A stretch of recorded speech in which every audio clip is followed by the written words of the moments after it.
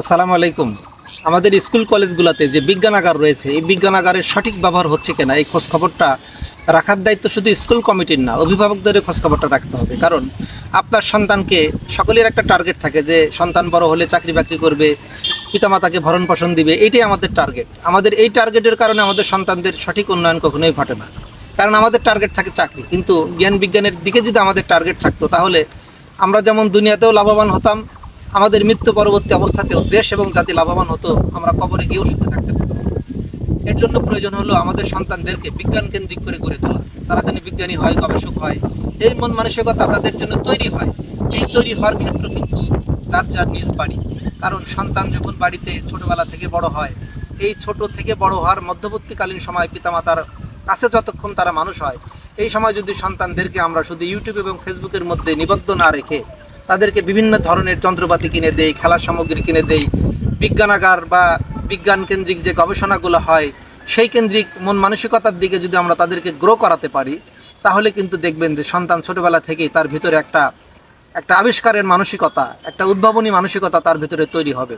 এবং এরপরে যখন সে স্কুলে যাতায়াত শুরু করবে, স্কুলগুলোতে যদি এরকম প্রত্যেকটা স্কুলে যদি প্রাইমারি থেকে আরম্ভ করে হাই স্কুলে তো রয়েছেই, প্রাইমারি স্কুলেও যদি বিজ্ঞানের প্রতি একটু গুরুত্ব দেওয়া হয়, ছোট ছোট গবেষণাগার তৈরি করা হয়, সেখানে বিজ্ঞানের বিভিন্ন যন্ত্রপাতির সাথে পরিচয় করিয়ে দেওয়া, বিভিন্ন আবিষ্কারের সাথে পরিচয় করে দেওয়া হয়, তাহলে যেটা ঘটবে যে এই সমস্ত শিশুরা কিন্তু বিজ্ঞান কেন্দ্রিক চিন্তা চেতনা নিয়েই বড় হবে। এবং যখন হাই স্কুলে যাবে তখন তো তাদের বিজ্ঞানাগার রয়েছে, সেই বিজ্ঞানাগারে সমস্ত সব ছেলে মেয়ে সঠিকভাবে যেতে পারছে কিনা সেই বিষয়টা খেয়াল রাখা দরকার, নাকি স্পেসিফিক কিছু ছেলে মেয়ে সেখানে যাতায়াত করছে।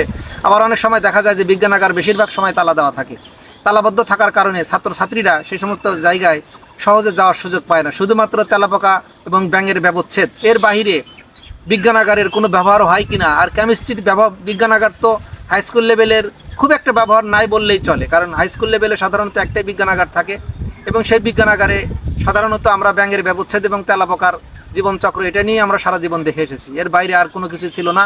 এবং এইটারই প্র্যাকটিক্যাল করেছি, সেটারই আমরা প্র্যাকটিক্যালের রচনা লিখেছি। কিন্তু এর বাইরে যে আরও শত শত আবিষ্কার রয়েছে, শত শত বিষয় রয়েছে, সেই বিষয়গুলোকে কখনোই আমাদের শিক্ষকরা সামনে আনেননি এবং সেটা নিয়ে কোনো কথাবার্তাও কখনো হয়নি।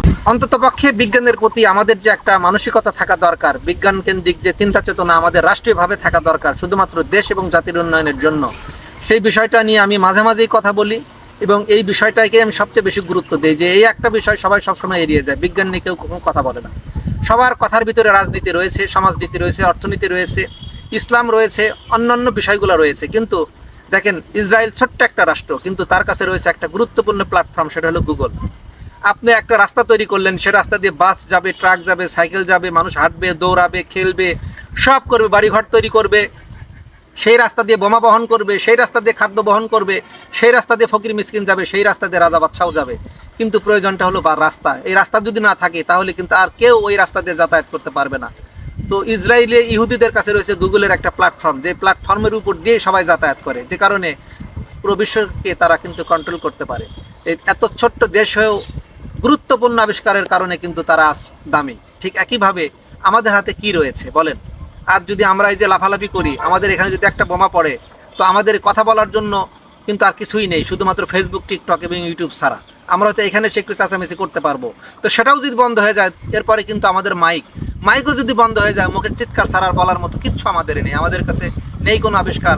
এমনকি আমরা যে আন্ডারগ্রাউন্ডে লুকাবো সেরকম জায়গাও কিন্তু আমাদের নেই। বাংলাদেশে কোনো আন্ডারগ্রাউন্ড কোনো স্থাপনা ওইভাবে নেই, ব্যক্তিগত পর্যায়ে ছাড়া, রাষ্ট্রীয় পর্যায়ে নেই। তো আমাদের এই চিন্তা চেতনা থেকে বের হয়ে এসে আমাদেরকে বিজ্ঞান কেন্দ্রিক চিন্তা চেতনা আরও বেশি বেশি করে বৃদ্ধি করা খুবই প্রয়োজন। রাষ্ট্রের কাছে আমার দাবি, একটাই দাবি আমার, আমি সবসময় এই কথাটাই দাবি করে থাকি যে বিজ্ঞানের প্রতি একটু গুরুত্ব দেন, বিজ্ঞানাগার গড়ে তোলেন। ছাত্রছাত্রীদেরকে একদিনে বললেই তো আর বিজ্ঞানী তৈরি হবে না। বিজ্ঞানী তৈরি করার জন্য একটা পরিবেশ, একটা ইস্যু তৈরি করতে হবে। সেই পরিবেশটা তৈরির একমাত্র হাতিয়ার হলো হাই স্কুল এবং প্রাইমারি কেন্দ্রিক বিজ্ঞানাগার গড়ে তোলা, এবং ইউনিয়নে, থানায় থানায়, জেলায় জেলায় উন্মুক্ত গবেষণাগার গড়ে তোলা, যেখানে গিয়ে যে কেউ উন্মুক্তভাবে গবেষণা করতে পারবে, বিভিন্ন বিষয়, বিজ্ঞানের বিষয় জানতে পারবে, আবিষ্কার সম্পর্কে জানতে পারবে। এই বিষয়গুলা শুধুমাত্র সেনাবাহিনী এবং মিলিটারি মিউজিয়াম ছাড়া এই অত্যাধুনিক এই আবিষ্কার সংক্রান্ত বিষয় এবং আমাদের যে জাতীয় বিজ্ঞান ও প্রযুক্তি জাদুঘর রয়েছে, সেখানেও কিন্তু এমন গুরুত্বপূর্ণ কিছু নেই, পুরাতন কিছু আবিষ্কার সেখানে তারা সাজিয়ে রেখেছে, এটা আমরা দেখতে পাই। হ্যাঁ, এটা আমাদের মাইন্ডে একটা ইফেক্ট ফেলে। কিন্তু যদি আরও বিজ্ঞানের গভীর বিষয় সম্পর্কে আমরা জানতে পারতাম, যদি আমরা জানতে পারতাম যে পারমাণবিক বোমা কি, এমনকি পরমাণু কি জিনিস, এমনকি ইউরেনিয়াম কি জিনিস, সেটাই তো আমরা জানি না। আমরা এই ইউরেনিয়াম কি জিনিস জীবনে দেখেই নাই, জানা তো পারের বিষয়। এরপরে আমরা যদি জানতে পারতাম যে এই যে আমাদের যে এই যে হেলিকপ্টার আবিষ্কার হয় কেমনে, এই প্রযুক্তিগুলো কিভাবে ব্যবহার হয়, এর কিভাবে ব্যবহার করা যেতে পারে, বিভিন্ন বিষয় রয়েছে যে যুদ্ধকেন্দ্রিক যে বিষয়গুলা, এটা আমাদের জন্য খুবই প্রয়োজন, আমাদের দেশের জন্য প্রয়োজন। কারণ একটা দেশ যত উন্নতি হোক না কেন, সে মুহূর্তের মধ্যে ধূলিসাৎ হয়ে যেতে পারে যদি তার পাওয়ার না থাকে।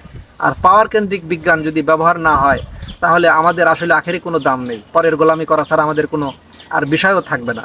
তাই সরকারের প্রতি আমার আহ্বান, যে কোনো অবস্থায় মাননীয় প্রধানমন্ত্রী তারেক রহমান, আপনি বগুড়ার গর্ব, শহীদ প্রেসিডেন্ট জিয়াউর রহমানের সন্তান, আমাদের গর্ব, আমরা বগুড়ার সন্তান। আমরা চাই আপনি বিজ্ঞানের প্রতি যথেষ্ট মনোযোগ দিন এবং বিজ্ঞান উন্মুক্ত গবেষণাগার গড়ে তোলার ব্যবস্থা করেন।